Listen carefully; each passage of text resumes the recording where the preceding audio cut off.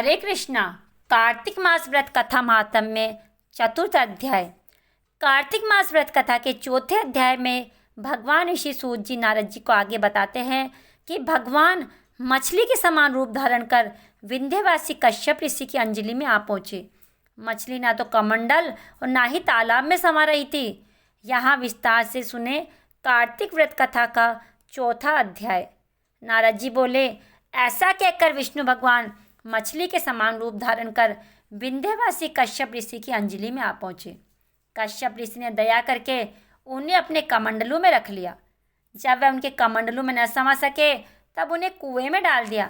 जब उसमें भी वह मछली ना समा सकी तब उसे तालाब में फेंक दिया, और जब तालाब में भी ना समा सकी तब उसे समुद्र में डाल दिया। वहाँ भी वह बढ़ने लगी।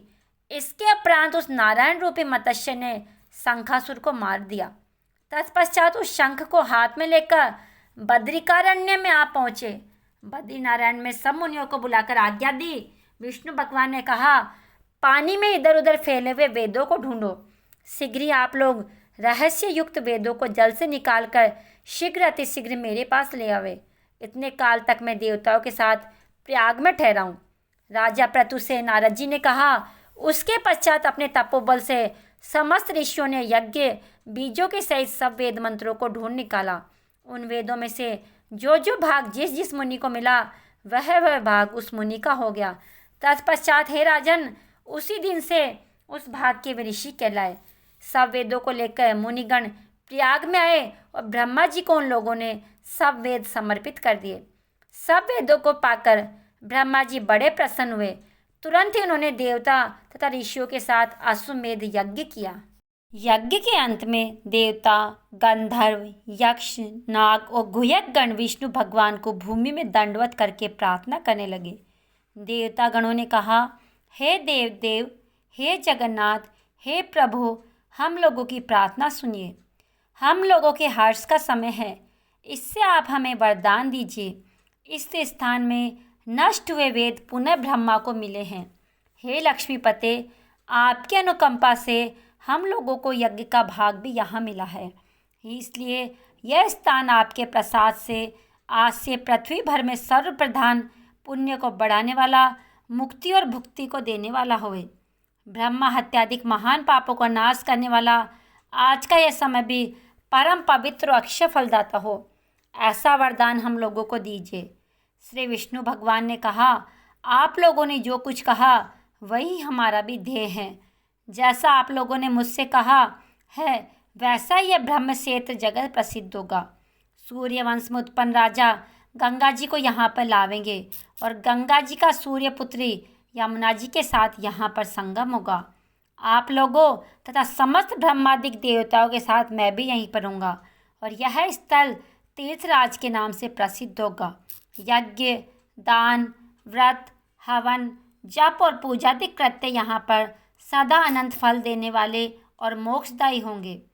7 जन्मों के लिए ब्रह्म हत्यादि महापाप भी इस तीर्थराज के दर्शन मात्र से उसी समय नष्ट हो जाएंगे। जो बुद्धिमान मनुष्य मेरे तीर्थराज में शरीर त्याग करेंगे वे मेरे ही शरीर में मिल जाएंगे, फिर उनका पुनः जन्म नहीं होगा। जो प्राणी यहाँ अपने पितरों के उद्देश्य से श्राद्ध करेंगे उनके पितृ साक्षात मेरे समान वाले रूप में हो जाएंगे। यह समय भी समस्त प्राणियों को महापुण्य फल देने वाला होगा। जो लोग तीर्थराज में मकर राशि के सूर्य में स्नान करने पर आएंगे उनके समस्त पाप विनष्ट हो जाएंगे। मकर की संक्रांति होने पर माघ मास में प्रातःकाल स्नान करने वालों के केवल दर्शन मात्र से सब पाप विनष्ट हो जाते हैं। जैसे सूर्य के तेज से अंधकार का नाश हो जाता है, माघ के महीने में मकर की संक्रांति के होने पर स्नान करने वाले प्राणियों को मैं सालोक्य, सामीप्य, सारूप्य इन तीनों मुक्तियों को प्रदान करता हूँ। हे मुनिवर्य, आप लोग मेरे शब्दों को सुनिए। मैं सर्वत्र व्याप्त रहता हूँ, सर्वदा बद्रिकारण्य में निवास करता हूँ। अन्यत्र सैकड़ों वर्ष तप करने पर जो फल प्राप्त होता है वही फल यहाँ एक दिन में मिल जाएगा। जो महानुभाव मेरे उस स्थान का दर्शन करेंगे वे जीवन मुक्त हो जाएंगे और उनके समस्त पाप नष्ट हो जाएंगे। श्री सूत जी बोले, इस तरह विष्णु भगवान उन सब देवता से कहकर ब्रह्मा जी के साथ अंतर्ध्यान हो गए और इंद्रादि देवगण भी अपने अंशों को वहीं छोड़कर अंतर्ध्यान हो गए।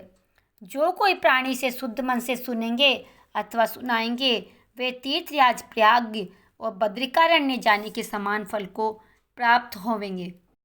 यह था आज के कार्तिक मास का चतुर्थ अध्याय।